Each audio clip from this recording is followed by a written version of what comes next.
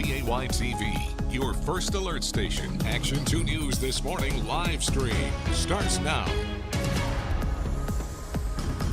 Good Tuesday morning. Good to have you with us on our Action 2 News This Morning live stream. I'm Tammy Elliott. And I'm Emerson Lehman. Thanks for streaming along with us this morning. And we're talking about weather, as we usually are to kick off our live stream, Steve.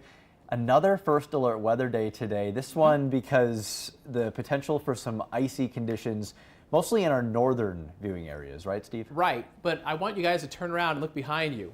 That is our Shawano Skycam. Can you Oh, see at the wow. bottom of the screen? Yeah. Those trucks, they're kind of, it must be treating there in the parking lot. Looks They like are it, actually digging up, you can kind of see Oh, an yeah, excavator, you're right. Steve, down at the bottom. That might maybe be some covered road up by the work? desk there. Yeah. Yeah, they're Okay. doing some road work on the intersection. Okay, there, so it's looks like. probably a little bit of column A, a little bit of column B, perhaps. Yeah, perhaps. But regardless, you're going to find crews out and about treating. There's icy conditions across the north, and it's mainly Highway 64 and north in these blue shaded counties. There's a winter weather advisory up from the National Weather Service. We've had freezing rain. That's the pink here on First Alert Viper Max. At the last little bit of information here, the latest sweep, I'm seeing more white. That's probably more wet snowflakes that are mixing in. So we might be seeing a little bit of a lull in that light freezing rain across the north, but there's probably a thin glaze of ice on untreated pavement up there. So your severe weather outlook on this first alert weather day is in the moderate category during the morning commute up north. A thin glaze of ice, maybe somebody got up to an inch of slushy snowfall. But farther south, with rain, wet roads, and a very low risk of severe weather, barring a stray slick spot here and there.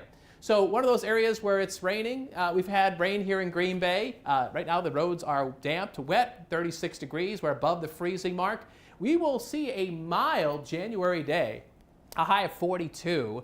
Mild but breezy, so there's going to be a little bit of a wind chill factor, but temperatures are well above average by good 15 to 20 degrees for this time of year. Our icy mix in the north winding down as the morning wears on. We'll see mostly cloudy skies, and as we head towards this evening, a couple spotty rain and snow showers are going to be coming in. So let me show you this all here with First Alert Pinpoint Predictor. Here's 9 o'clock, still a little bit of that mix in the north, then it swings on through on the backside of this low pressure system. Probably drier in the afternoon with overcast skies. And then as we go towards this evening, there are some rain and snow showers that'll be coming in along a very strong cold front. And this cold front is going to bring in some big changes as we go towards tomorrow morning. What's the next weather maker? What are we looking at, Steve? Well, I know it's mild today, but teeth will be chattering tomorrow because your Wednesday looks much colder and windy. Our feel-like temperatures tomorrow morning will be near zero, which is a far cry from highs in the 40s today. So this cold front, it's right back here across central Canada. Once it swings on through tonight, that north wind is going to grab some of that air that you see there in Hudson Bay and drive that down towards Wisconsin. Now, right now, Green Bay's wind chill is 28, but look along central Canada, there are wind chills in the 20s, 30s, and 40s below zero. Now, we're not going to get quite that cold. The air modifies as it comes into Wisconsin tonight, but it's going to be a chilly change. First Alert Pinpoint Predictor shows tomorrow's wind chills on either side of zero, positive and negative single digits. And I would not expect those feel-like temperatures to improve very much tomorrow because tomorrow north winds are going to be frequently gusting around 30 miles an hour, could even reach 40 miles an hour, a day where the trees are swaying. And it's just one of those days where you take the dog out, and then the dog needs to come back in, turn around. It's going to be really cold. All right, so there's your First Alert Super 7-day forecast. 42 today, then a pair of 21s for Wednesday and Thursday. Now, Thursday night might be interesting. There's another Alberta clipper that's going to swing on through, and I think this will bring us some accumulating snow. A comparison of the American GFS model and the European computer model, they have different ideas on how much snow we're going to get Thursday night into daybreak Friday, but there's the potential of picking up 1 to 3 inches of snow, so the Friday morning commute could be impacted. Friday looks a little milder, 31, but then we get a reinforcing shot of cold air this weekend into early next week with some light accumulating snow. Monday, Martin Luther King Jr. Day, might be the coldest of the next 7, a high of 9 with wind chills below zero. It could be in the teens below zero Monday morning. I'll say 42 degrees in mid-January feels a lot different than 42 in October, Yeah. Steve. There might be some people with their windows down driving around this afternoon. Are you saying it hits differently? It does. It really Totally. does. It just doesn't. It's a nice reprieve from the cold. We've really kind of been spoiled the last week or so, but teeth chattering, that is such a descriptive way to describe give you tomorrow's. goosebumps, or- yeah, yeah. I'm looking forward to that. All right, Steve. Thanks so much. It is a First Alert Weather Day. We want to check in with Aisha now in First Alert traffic because as we've been seeing a lot of delays in our northern viewing areas this morning. Right, and we know that that's where the weather is impacting our driving for our friends up north there, Aisha. Yeah, I wish we had cameras up that way, but we don't. At this point, if you're not getting wet roads, you're dealing with those icy conditions, like you said, to the north. So our road conditions map, at least showing right here, a lot of blue. We do have a new stretch of pink popping up, if you could look a little bit closer here, just southeast of Crandon. So there are slippery roads in that area. Not too long ago, I called the Forest County Sheriff's Office. They said the roads are very icy. So as you head more and more north that way, things are a little bit more icy. It looks like Anago has reports of better conditions, but I would just bet that those roads are not great this morning, including parts of Marinette County and beyond. So we do have some newer reports as of late. Parts of Brown County, parts of Door County does have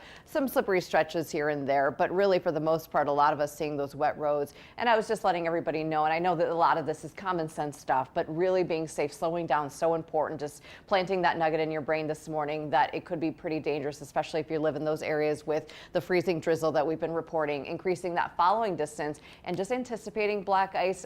You have to anticipate it because you can't see it. So slowing down is your best bet so you could get to wherever you need to get to safely this morning. Traffic flow wise, interestingly enough, but not surprisingly enough, things are slowing down, especially in the Pembine area, Iron Mountain, so to the north where we are seeing those slippery conditions, any of that freezing drizzle that did fall overnight into this morning. Things are slowing down. Hopefully people are just heeding our warning to play it safe this morning, guys. But the good news is we don't have any other major delays or crashes this morning. So again, just hoping everybody uses caution.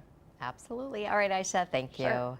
A company scraps its plans to build an AI data center in the village of Greenleaf. This comes after a meeting on Monday night where dozens of people who live there said that they didn't want that in their community. Kristen Allen joining us live in Greenleaf this morning. Kristen, what are the neighbors there saying after they found out that these plans aren't going to be moving forward?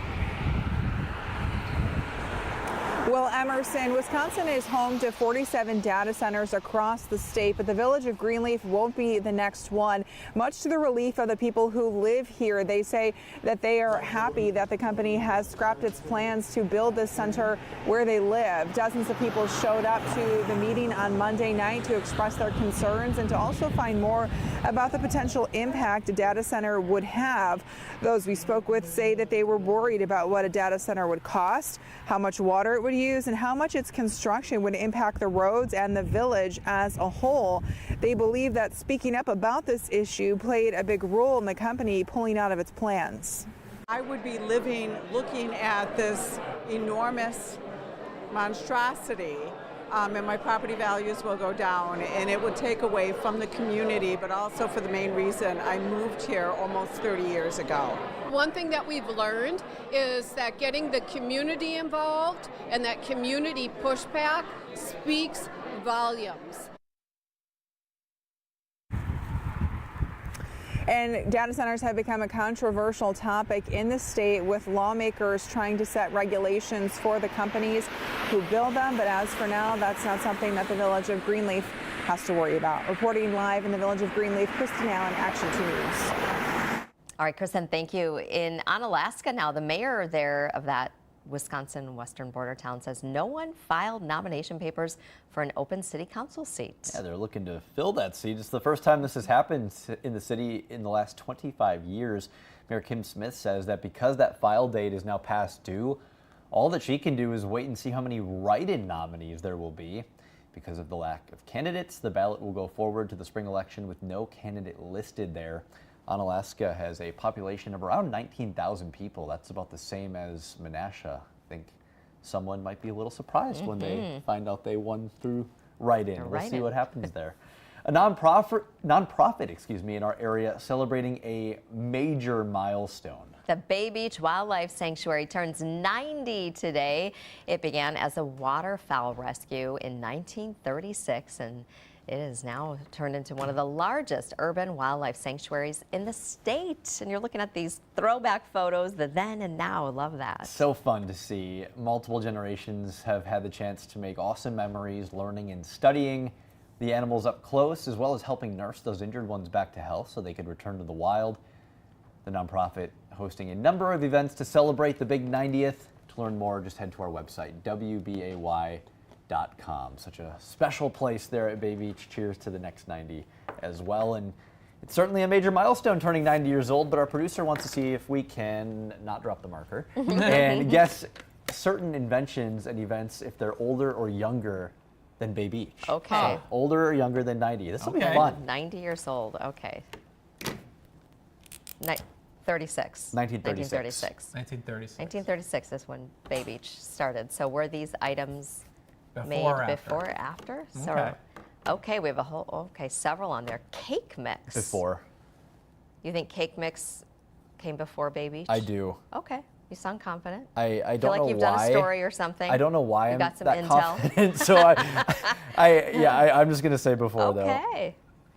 though. Before. What was the next one? Yeah, we Tea gotta bags. see them all Tea here. There you bags? go. Yeah, tea I gotta get it bags. Okay. Tea bags. Gosh. I'm gonna say tea bags came earlier. Sure. Go for that. I think canned beer is later. Canned beer? Okay. So Later tea bags than were going before. 1936? I feel like maybe it was bottled, Bottled, right? yep. So the aluminum came after that? I think so. I would. So, I yeah. believe that. Yeah. What, mobile phones? Mobile phones. That's funny. Yeah. I had a phone in a bag in my car in 1990 something. Was like one of those Nokia flip phones. It wasn't even flip. It was in a bag, like literally bag phone. So you want to say yeah, that mobile came phones later? came after. I think yeah. that was later. Scotch tape. That's an interesting one. Do you feel like part of me thinks that maybe that happened 3M sooner, Corporation, like did they invent earlier. that? You think so? What do you think? I'm gonna guess earlier, but You got any idea on that? I'm not sure. I'm curious if Scotch maybe tape. it was like a similar, like something similar to Like not a Scotch tape, brand but name? not Scotch tape itself. You think it's earlier, Steve? I think it's earlier, but I could be wrong. Oh, we'll ride with What about earlier there. Tupperware? Oh, So gosh. can we pull up Jeff I Alexander's was just Small going to Towns? say we should remember that small towns. I want to say it was like during World War II. Yeah, I feel like Tupperware came that'd be after. later. After, yeah, right? I It would be feel right like came after? All right. We'll see how good We've got, yes, I will hold it up. We've Which got camera, Garrett? before, after, before, and after. I'll Camera hold this four. cam 4 here. Can you see it? Now the question is, how did we do? Dun, dun, dun. So before, after, The slow after, zoom is so before, after. dramatic. The pattern's easy to remember. Cake mix. Really? Cake mix was 1949. Okay, well, not bad. Canned beer the year before. Oh, Ah. really? Just missed it. Mobile phones were 1947? Scotch tape is, okay, the 30s.